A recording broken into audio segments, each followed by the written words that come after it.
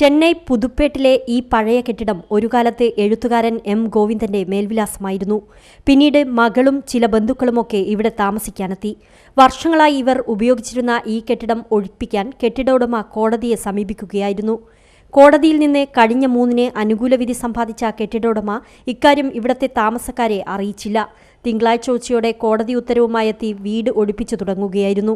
വന്നിട്ടും അത്ര പേര് അവരുടെ കാലിൽ വീണ് പറഞ്ഞ് ഞങ്ങൾക്ക് കുറച്ച് ദിവസം അറ്റ്ലീസ്റ്റ് ഒരാഴ്ച സമയം തരും, ഞങ്ങൾ കാല് ചെയ്തോളാം. ഞങ്ങൾക്ക് ഇത് അറിയില്ലായിരുന്നു ഇങ്ങനെയുള്ള കാര്യം.